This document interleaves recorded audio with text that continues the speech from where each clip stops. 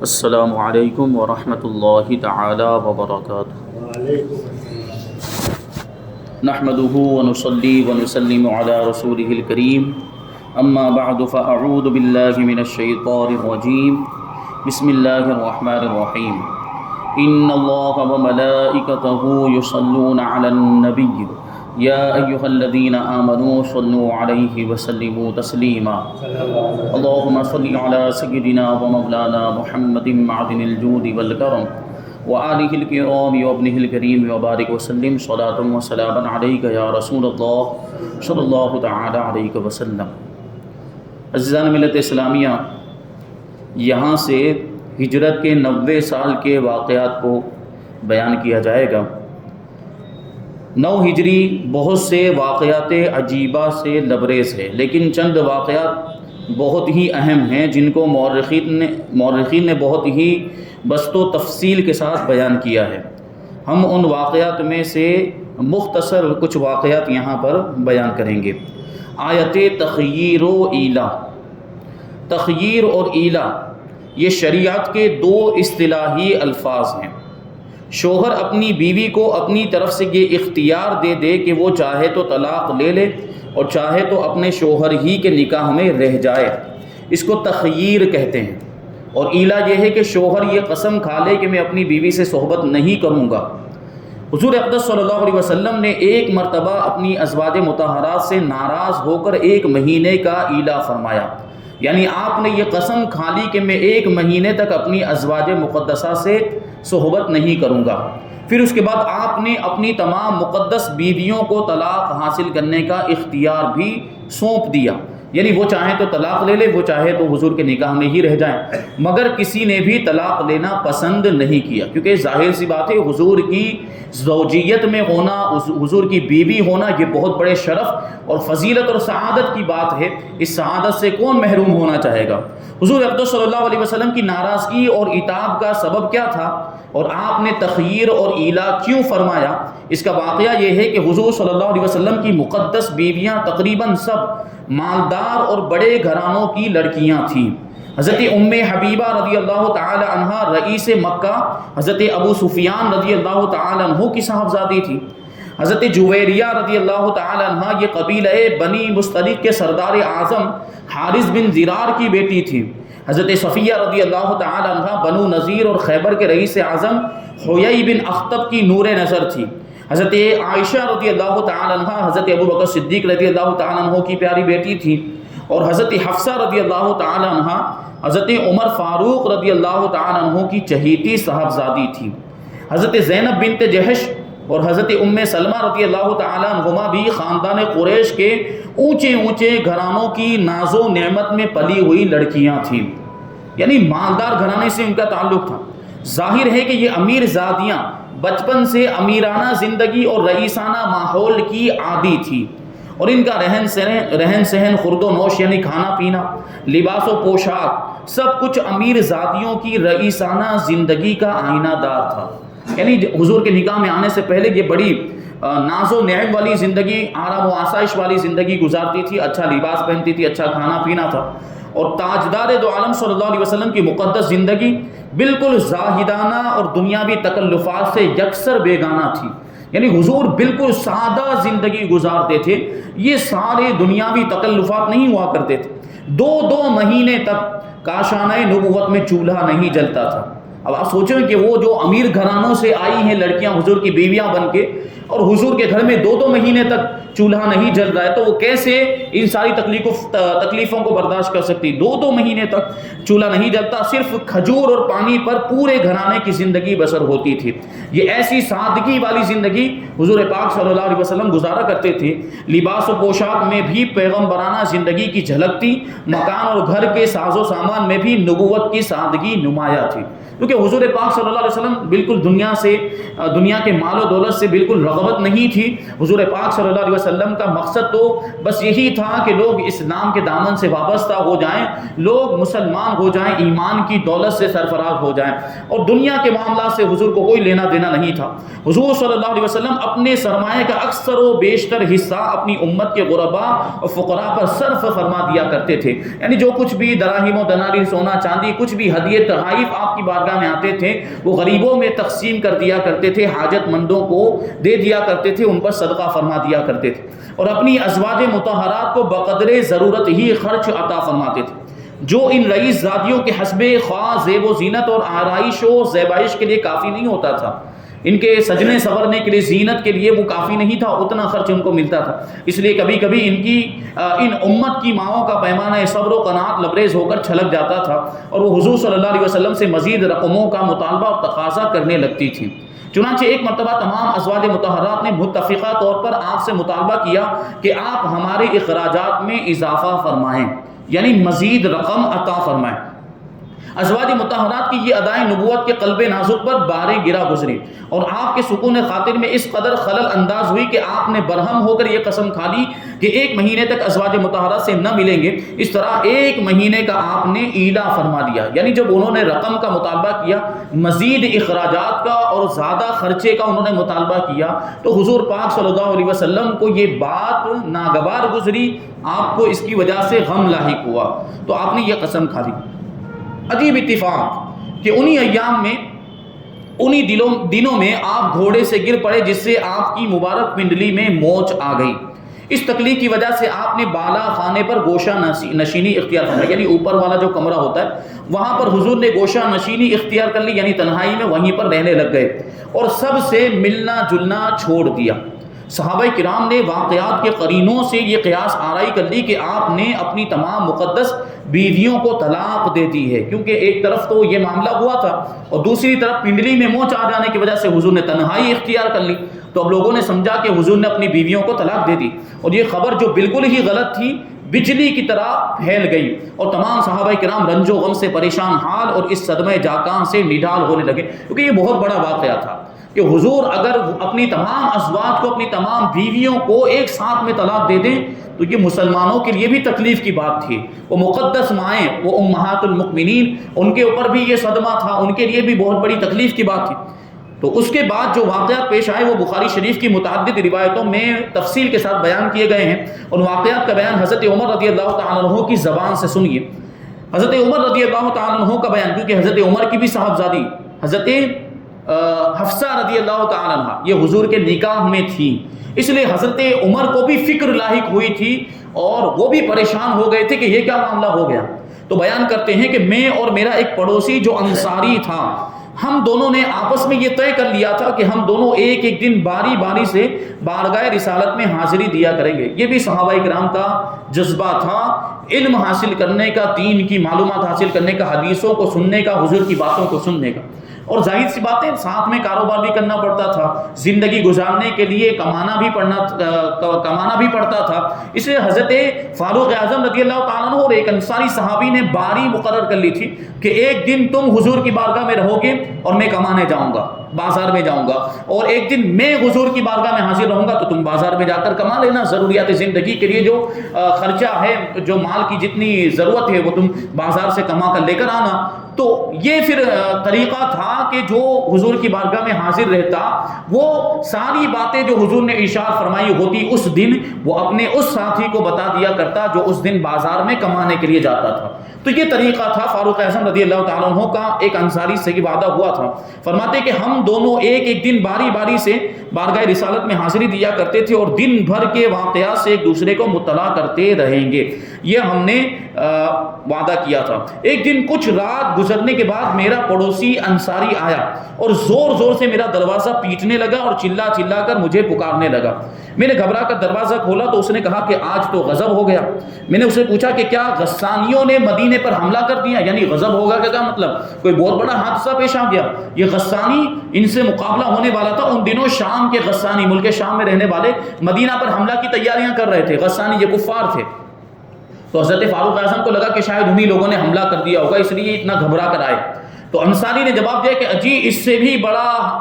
بڑھ کر حادثہ ہو گیا ہے، وہ یہ کہ حضور صلی اللہ علیہ وسلم نے اپنی تمام بیویوں کو طلاق دے دی ہے، کیونکہ خبر تو یہی مشہور ہو گئی تھی کہ حضور نے اپنی مقدس بیویوں کو طلاق دے دی ہے۔ حضرت عمر رضی اللہ تعالیٰ عنہ کہتے ہیں کہ میں اس خبر سے بے حد متوحش ہو گیا، یعنی گھبرا گیا، اور علی الصباح یعنی صبح سویرے میں نے مدینہ پہنچ کر مسجد نبوی میں نماز فجر ادا کی۔ حضور صلی اللہ علیہ وسلم نماز سے فارغ ہوتے ہی بالا خانے پر جا کر تنہا تشریف فرما ہو گئے اور کسی سے کوئی گفتگو نہیں فرمائی۔ میں مسجد سے نکل کر اپنی بیٹی حفصہ کے گھر گیا تو دیکھا کہ وہ بیٹی رو رہی ہے۔ میں نے اسے کہا کہ میں نے پہلے ہی تم کو سمجھا دیا تھا کہ تم رسول اللہ صلی اللہ علیہ وسلم کو تنگ مت کیا کرو اور تمہارے اخراجات میں جو کمی ہوا کرے وہ مجھ سے مانگ لیا کرو، مگر تم نے میری بات پر دھیان نہیں دیا۔ پھر میں نے پوچھا کہ کیا رسول اللہ صلی اللہ علیہ وسلم نے تم سبوں کو طلاق دے دی ہے؟ حضرت حفصہ رضی اللہ تعالی عنہا نے کہا کہ میں کچھ نہیں جانتی، رسول اللہ صلی اللہ علیہ وسلم بالا خانے پر تشریف فرما ہے، آپ ان سے دریافت کر لیں، ان سے پوچھ لیں۔ میں وہاں سے اٹھ کر مسجد میں آیا تو صحابہ کرام کو بھی دیکھا کہ وہ منبر کے پاس بیٹھے رو رہے ہیں، تمام صحابہ کرام۔ میں ان کے پاس تھوڑی دیر کے لیے بیٹھا، لیکن میری طبیعت میں سکون و قرار نہیں تھا، اس لیے میں اٹھ کر بالا خانے کے پاس آیا اور پہرے دار غلام رباح سے کہا کہ تم میرے لیے اندر آنے کی اجازت طلب کرو، یعنی حضور کے پاس جا کر حضور سے اجازت طلب کرو کہ عمر حاضر ہونا چاہتا ہے۔ رباح نے لوٹ کر جواب دیا کہ میں نے عرض کیا لیکن آپ نے کوئی جواب نہیں دیا۔ تو حضرت عمر کہتے ہیں کہ میری الجھن اور بےتابی اور زیادہ بڑھ گئی کہ میں نے اجازت طلب کی، اس کے باوجود حضور نے کوئی جواب نہیں دیا، تو ضرور کوئی ناراضگی والا معاملہ ہے۔ اور میں نے دربان سے دوبارہ اجازت طلب کرنے کی درخواست کی، پھر بھی کوئی جواب نہیں ملا۔ تو میں نے بلند آواز سے کہا کہ اے رباح، تم میرا نام لے کر اجازت طلب کرو، شاید رسول اللہ صلی اللہ علیہ وسلم کو یہ خیال ہو کہ میں اپنی بیٹی حفصہ کے لیے کوئی سفارش لے کر آیا ہوں۔ تم عرض کر دو کہ خدا کی قسم اگر رسول اللہ صلی اللہ علیہ وسلم مجھے حکم فرمائیں تو میں ابھی اپنی تلوار سے اپنی بیٹی حفصہ کی گردن اڑا دوں۔ یہ حضرت عمر کا جذبہ تھا۔ اس کے بعد مجھ کو اجازت مل گئی۔ جب بارگاہ رسالت میں باریاب ہوا یعنی حاضر ہوا تو میری آنکھوں نے یہ منظر دیکھا کہ آپ ایک کھرری بان کی چارپائی پر لیٹے ہوئے ہیں، یعنی کھردری جو رسی سے جو چارپائی بنتی ہے اس پر رسول اللہ صلی اللہ علیہ وسلم لیٹے ہوئے تھے، اور آپ کے جسم میں نازک پر بان کے نشان پڑے ہوئے تھے، رسیوں کے نشان پڑے ہوئے تھے۔ پھر میں نے نظر اٹھا کر ادھر ادھر دیکھا تو ایک طرف تھوڑے سے جو رکھے ہوئے تھے اور ایک طرف ایک کھال کھونٹے پر لٹک رہی تھی۔ یہی حضور پاک صلی اللہ علیہ وسلم کا پورا سرمایہ تھا۔ یہ دنیا میں سے جو کچھ بھی اختیار فرمایا تھا وہ اتنی ہی چیزیں تھیں۔ تاجدار دو عالم صلی اللہ علیہ وسلم کے خزانے کی یہ کائنات دیکھ کر میرا دل بھر آیا اور میری آنکھوں میں آنسو آ گئے۔ حضور صلی اللہ علیہ وسلم نے میرے رونے کا سبب پوچھا تو میں نے عرض کیا کہ یا رسول اللہ صلی اللہ تعالیٰ علیہ وسلم، اس سے بڑھ کر رونے کا اور کون سا موقع ہوگا کہ قیصر و کسریٰ خدا کے دشمن تو نعمتوں میں ڈوبے ہوئے عیش و عشرت کی زندگی بسر کر رہے ہیں اور آپ خدا کے رسول معظم ہوتے ہوئے اس حالت میں ہیں، یعنی ایسی غریبی والی زندگی ہے اور اتنی سادگی والی زندگی ہے۔ جبکہ قیصر و کسریٰ جو زمانے کے سپر پاور مانے جاتے تھے، ایران کے بادشاہ، فارس کے بادشاہ اور روم کے بادشاہ، تو وہ تو بڑی عیش و عشرت میں رہا کرتے، بڑے ناز و نعم میں بڑے مالدار کہے جاتے تھے، تو وہ تو اللہ کے نافرمان تھے، کافر تھے، لیکن اس کے باوجود ان کو اتنی نعمت مل گئی۔ تو حضرت فاروق اعظم نے اس پر تعجب کا اظہار کیا تو حضور پاک صلی اللہ علیہ وسلم نے ارشاد فرمایا کہ اے عمر، کیا تم اس پر راضی نہیں ہو کہ قیصر و کسریٰ دنیا لے لیں اور ہم آخرت لے لیں، یعنی ان کے لیے دنیا ہے اور ہمارے لیے آخرت ہے۔ اس کے بعد میں نے حضور صلی اللہ علیہ وسلم کو مانوس کرنے کے لیے کچھ اور بھی گفتگو کی، یہاں تک کہ میری بات سن کر حضور صلی اللہ علیہ وسلم کے لب انور پر تبسم کے آثار نمایاں ہو گئے، یعنی حضور مسکرانے لگے۔ اس وقت میں نے عرض کیا کہ یا رسول اللہ صلی اللہ تعالیٰ علیہ وسلم، کیا آپ نے اپنی ازواج مطہرات کو طلاق دے دی ہے؟ آپ نے فرمایا کہ نہیں۔ مجھے اس قدر خوشی ہوئی کہ فرتے مسرت سے میں نے تکبیر کا نعرہ لگایا۔ پھر میں نے یہ گزارش کی کہ یا رسول اللہ صلی اللہ تعالیٰ علیہ وسلم، صحابہ کرام مسجد میں غم کے مارے بیٹھے رو رہے ہیں، اگر اجازت ہو تو میں جا کر ان لوگوں کو مطلع کر دوں کہ طلاق کی خبر سراسر غلط ہے، حضور نے اپنی ازواج مطہرات کو طلاق نہیں دی ہے۔ چنانچہ مجھے اس کی اجازت مل گئی، اور میں نے جب آ کر صحابہ کرام کو اس کی خبر دی تو سب لوگ خوش ہو کر حشاش بشاش ہو گئے اور سب کو سکون و اطمینان حاصل ہو گیا۔ جب ایک مہینہ گزر گیا، کیونکہ حضور نے 1 مہینے کی قسم کھائی تھی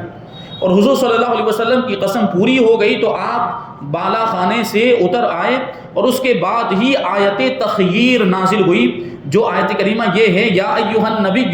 قل لازواجک ان کنتن تردن الحیاۃ الدنیا وزینتها فتعالین امتعکن واسرحکن سراحا جمیلا وان کنتن تردن اللہ ورسولہ والدار الآخرہ فان اللہ اعد للمحسنات منکن اجرا عظیما۔ اے نبی اپنی بیویوں سے فرما دیجئے کہ اگر تم دنیا کی زندگی اور اس کی آرائش چاہتی ہو، یعنی دنیا کی زینت، دنیا کا مال و دولت چاہتی ہو، تو آؤ میں تمہیں خوب مال دے کر کچھ مال دے دوں اور اچھی طرح چھوڑ دوں، اور اگر تم اللہ اور اس کے رسول اور آخرت کا گھر چاہتی ہو تو بے شک اللہ نے تمہاری نیکیوں واریوں کے لیے بہت بڑا اجر تیار کر رکھا ہے۔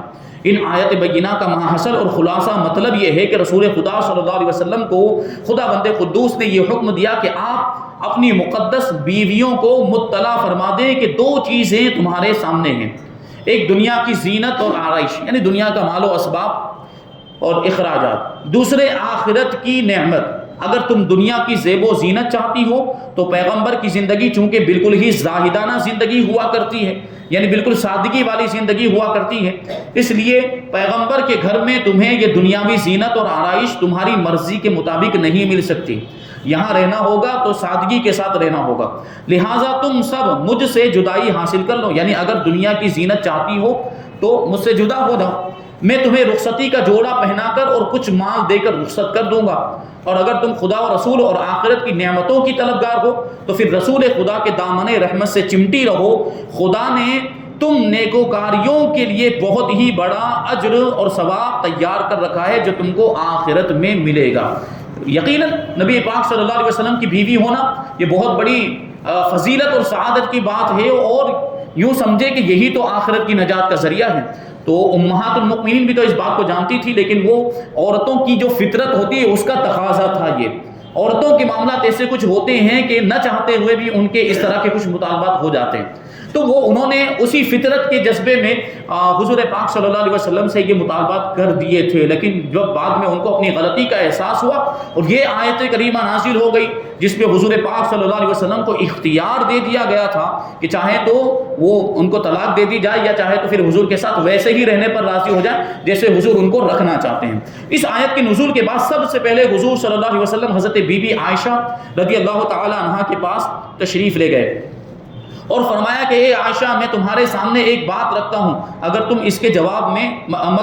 جواب میں جلدی مت کرنا، یعنی اس میں غور و فکر کر لینا اور اپنے والدین سے مشورہ کر کے مجھے جواب دینا، کیونکہ ام المؤمنین حضرت عائشہ صدیقہ رضی اللہ تعالیٰ عنہ کی عمر کم تھی اور نا تجربہ کار ہونے کی وجہ سے حضور پاک صلی اللہ علیہ وسلم نے ان کو ارشاد فرمایا کہ فوراً جواب مت دینا، پہلے غور و فکر کرنا، اپنے والدین سے مشورہ کرنا۔ اس کے بعد آپ نے مذکورہ بالا تخییر کی آیت تلاوت فرما کے ان کو سنائی تو انہوں نے برجستہ عرض کیا کہ یا رسول اللہ ففی ای ھذا استعمل ابوی فانی اريد اللہ ورسولہ والدار الاخرہ، کیونکہ ان کو کیا اختیار دیا گیا تھا کہ اگر تم دنیا کی زینت چاہتے ہو تو دنیا کی زینت تم کو دے دی جائے گی، تھوڑا مال دے کر تم کو چھوڑ دیا جائے، اور اگر تم اللہ اور رسول کو اور دار آخرت کو چاہتی، آخرت کے گھر کو چاہتی ہو تو پھر رسول اللہ کے ساتھ آزمائش والی زندگی گزارنی پڑے گی۔ اب یہ آیت کریمہ سنائی تو حضرت ام المؤمنین حضرت عائشہ صدیقہ رضی اللہ تعالیٰ عنہ نے عرض کیا کہ اس معاملے میں بھلا میں کیا اپنے والدین سے مشورہ کروں، میں تو اللہ اور اس کے رسول اور آخرت کے گھر کو ہی چاہتی ہوں، مجھے اس کے علاوہ کچھ اور نہیں چاہیے۔